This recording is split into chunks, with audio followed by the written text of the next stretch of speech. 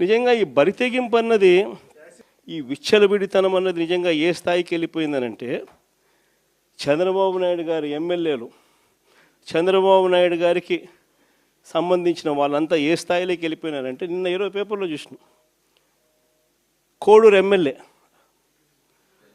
అరవ శ్రీధర్, అదే మనిషేనా అసలు, ఇది ఎమ్మెల్యేనా అని అనిపిస్తుంది నాకు. అసలు ఈ అరవ శ్రీధర్ అనేవాడు ప్రభుత్వ ఉద్యోగి అయిన ఒక అమ్మాయిని భయపెట్టి, బెదిరించి, రేపు చేసి, హెరాస్ చేసి, స్వయంగా ఆ అమ్మాయి తనకు జరిగిన అన్యాయాన్ని కూడా ఏకంగా సాక్ష్యాలు, ఆధారాలతో సహా బయట పెట్టింది. ఆముదాల వలస ఎమ్మెల్యే ఇంకోడు కూన రవికుమార్. ఈయన గారి వేధింపులు భరించలేక గవర్నమెంట్ స్కూల్ ప్రిన్సిపల్ ఆత్మహత్యా యత్నం చేసుకుంటే ఇప్పటి వరకు చర్యలు లేవు.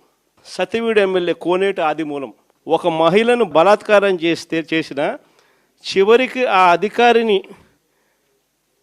ఉపయోగించి ఆ కేసునే క్లోజ్ చేయించుకుంటారు. అసలు ఎంత దారుణంగా జరుగుతుందనంటే, ఇంకొకడు మంత్రి సంధ్యారాణి పిఏ ఇంకొకడు తనను లైంగికంగా వేధిస్తున్నాడని మరొక ప్రభుత్వ ఉద్యోగి అయిన మహిళ ఫిర్యాదు చేస్తే అతన్ని వదిలేసి ఫిర్యాదు చేసిన ఆయమను జైల్లో పెడతారు. ఆయమ మీద కేసు. ఇంకోడు గుంటూరు ఈస్ట్ ఎమ్మెల్యే నజీర్ ఇంకోడు. ఈ మనిషి అశ్లీల వీడియోలు కూడా ఆయనతో మాట్లాడుతున్నాడు, ఈడు అశ్లీల వీడియోలు చూస్తూ ఉన్నాడు, ఈడు అశ్లీలంగా చేస్తూ. అసలు వీళ్ళు ఎవడు, అసలు ఏ ప్రపంచంలో ఉన్న. ఇంకోడు మంత్రి వాసంశెట్టి సుభాష్ ఇంకొకడు. ఏకంగా అశ్లీల డ్యాన్సులు చేస్తూ ఏకంగా చిందులేస్తానంటారు. అశ్లీల డ్యాన్సులు చేస్తూ ఏకంగా స్టేజ్ ఎక్కి చిందులేస్తాడు మంత్రి. అసలు నాకు ఆశ్చర్యంగా ఉంది. అసలు జంగల్ రాజ్యం అని అంటే ఇంకా వేరే పేరు ఏమైనా ఉంటుందా ఈ ప్రభుత్వంలో జరుగుతూ ఉన్న పనులకు? అసలు ఈ స్టేజ్లోకి ఒక ప్రభుత్వం పోవడం ఏంది? దగ్గరుండి ఇట్లా అటోళ్ళని తీసుకొని పోయి ఇన్సిడెంట్ జరిగితే భయము భక్తి లేకపోకుండా మరుసటి రోజు జైల్లో పెట్టాల్సిన వాళ్ళందరినీ జైలు అనేది ఎలా ఉంటుందో చూపించాల్సింది పోయి, ఇలాంటిది ఏదైనా చేయాలంటే బొలులో భయం అనేది ఎలా ఉంటుందో చూపించాల్సింది పోయి, వీళ్ళందరినీ ప్రోత్సహిస్తాడు ఎవడు? వీళ్ళందరినీ ప్రోత్సహిస్తూ ఉండేది వీళ్ళు. సాక్షాత్తు దగ్గరుండి చంద్రబాబు నాయుడు, ఆయన కొడుకు, ఆయన ప్రభుత్వం.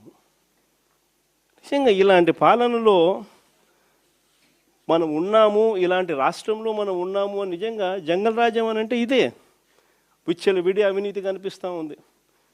ఎమ్మెల్యేల దగ్గర నుంచి, మంత్రుల దగ్గర నుంచి విచ్చలవిడితనం కనిపిస్తూ ఉంది. విపరీతమైన కరప్షను, పోలీసులు రెడ్ బుక్ రాజ్యాంగం. ఏ మనిషి తప్పు చేయకపోయినా కానీ దొంగ సాక్ష్యాలు, దొంగ కేసులు పెట్టి బెదిరిస్తూ ఉన్నారు, తీసుకొని పోతున్నారు, అరెస్టులు చేస్తూ ఉన్నారు. ఒకవైపున ఇవన్నీ, మరోవైపు చూస్తే ఎన్నికలప్పుడు చెప్పినటువన్నీ అబద్ధాలు, అన్నీ మోసాలు. మరోవైపున మంచి పథకాలన్నీ రద్దు.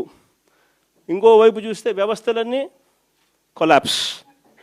ఈ మాదిరిగా సాగుతూ ఉంది చంద్రబాబు నాయుడు పాలన.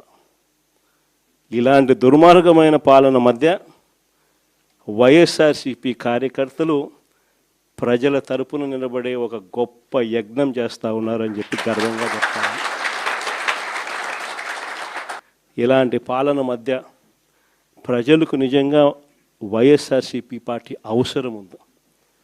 ప్రతి కష్టంలోనూ మనకు ప్రజలకు తోడుగా ఉండాల్సిన ధర్మం మన మీద ఉంది. కాబట్టి నేను మీ అందరికీ కూడా ఒకటే చెప్తా ఉన్నా, చూస్తా 2 ఏళ్ళు అయిపోయింది. ఇంకా కళ్ళు మూసుకొని కళ్ళు తెరిచేసరికి ఇంకా 3 ఏళ్ళే ఉంది. ఈ 3 ఏళ్లలో కూడా ఇంకొకటిన్నర సంవత్సరం గడిస్తే ఆ తర్వాత నా పాదయాత్ర కూడా స్టార్ట్ అవుతుంది.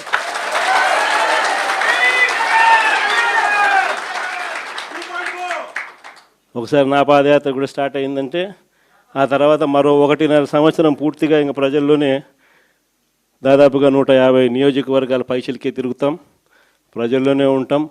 ప్రతి 3వ రోజు ఏదో ఒక నియోజకవర్గం నుంచి కాన్స్టిట్యున్సీలో ప్రజల ఉప్పెనను చూపిస్తూ పబ్లిక్ మీటింగ్లో ప్రజా సమస్యలను లేవనెత్తు చంద్రబాబు నాయుడు కడిగేస్తూ నాయుడు గారు సాగిస్తూ ఉన్న ఈ పాలనను ప్రతి ఇంట్లోనూ చర్చనీయాంశంగా జరిగించాల్సిన అవసరం ఉంది.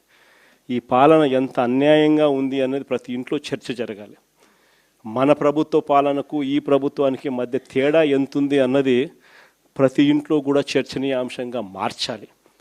అలా మారుస్తూ మనం ప్రతి గ్రామంలోనూ మన అనుబంధ విభాగాలు ఏదైతే మనం వేసుకుంటూ పోతున్నామో వాటి మీద పూర్తి ధ్యాస పెట్టండి. అనుబంధ విభాగాలు అన్నది మన క్యాడర్ ఏదైతే ఉందో వాటిని అన్నిటినీ స్ట్రీమ్లైన్ చేయాలి. వాటన్నిటినీ కూడా ఒక ఆర్గనైజ్డ్ సెక్టర్ కింద తీసుకొని రావాలి. తీసుకొని వచ్చి ప్రతి ఇంట్లోనూ ఈ చర్చనీయాంశం అయ్యేట్టుగా ఈ కార్యక్రమాలన్నీ చేస్తూ చంద్రబాబు నాయుడు గారు చేస్తూ ఉన్న అన్యాయాలకు ప్రజలకు తోడుగా నిలబడే కార్యక్రమం మనం చేయాల్సింది. ఇది మనం చేద్దాం. నేను మీకు హామీ ఇస్తా ఉన్నా, జగన్ 2.0లో మాత్రం ఖచ్చితంగా మీ అందరికీ నేను హామీ ఇస్తా ఉన్నా.